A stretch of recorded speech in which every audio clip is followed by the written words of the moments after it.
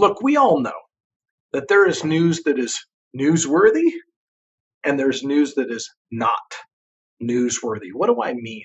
There are things that we should pay attention to in the news, and there are things that we should not pay attention to. If there's an evacuation notice in your hometown, like what's happening in Spokane, Washington right now with all the fires over there, by the way, our hearts and prayers go out to all of those of you that might be in that area and dealing with this type of tragedy.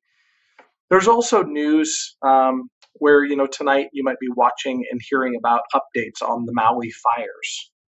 You might be hearing about news regarding Hurricane Hillary and how it's coming up the West Coast, or any one of a number of devastating, tragic things that are happening in our world today. I'll tell you something that's not newsworthy, and that's market volatility. And here's why. I'm going to show you a visual here in a moment, but before I distract you with this visual, I want to point out two really important things. Number one, the stock market is typically positive 75% of the years. I don't care if you go back 20 or 40 or 60 years, the market is positive 3 on average of about every 4 years. The second point I want to make is that there's a volatility every year. Sometimes it's more and sometimes it's less. Well, if it happens on a very regular basis, is it really newsworthy?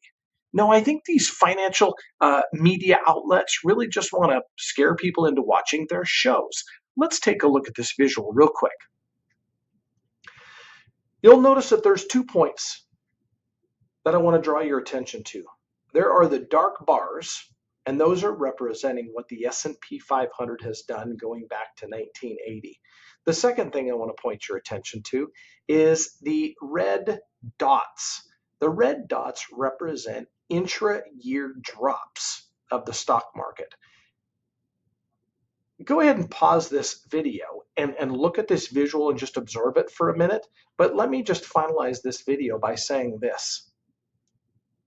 Market volatility is not newsworthy.